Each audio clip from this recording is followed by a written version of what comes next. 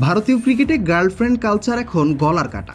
Gallery থেকে মাঠ সব জায়গাতেই দেখা যায় ক্রিকেটারদের সঙ্গে তাদের বান্ধবীদের। এই কালচার পৌঁছে গেছে ক্রিকেটারদের টিম বাস থেকে টিম হোটেল পর্যন্ত।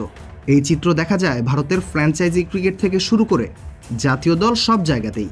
হার্দিক পান্ডিয়া, ঈশান কিষান, জয়সওয়াল ও আর্শদীপ সিংদের আইপিএলে অবাধে গার্লফ্রেন্ড নিয়ে চলাফেরার বিষয়টি ভালোভাবে নেয়নি ভারতের ক্রিকেট বোর্ড। তাই ভবিষ্যতের বিভিন্ন শঙ্কা নিয়ে এই বিষয়ে ভাবতে হচ্ছে বিসিসিআইকে। এই মুহূর্তে লাগাম না টানলে এই বিষয়টি গড়াতে পারে অনেক দূর পর্যন্ত।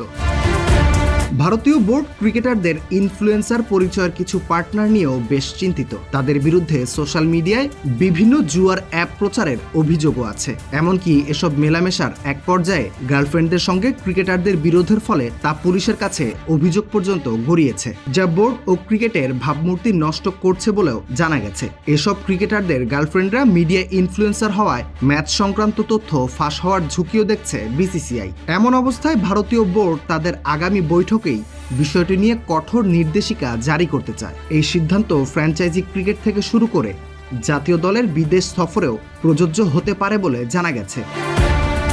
বিসিসিআই এর এক কর্মকর্তা এই বিষয়ে বলেন, এটা এখনই বন্ধ না করলে ভবিষ্যতে বড় সমস্যা তৈরি হতে পারে। আমরা দেখছি টিম বাস পর্যন্ত গার্লফ্রেন্ডদের জন্য অপেক্ষা করছে, এমনকি তারা খেলোয়াড়দের সঙ্গে একই হোটেলেও থাকছে।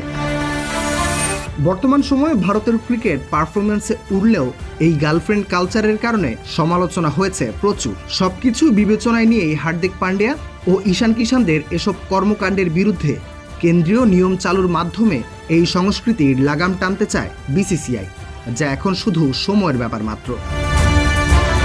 রাফিউল ইসলাম রাতুল, বিডি স্পোর্টস টাইম।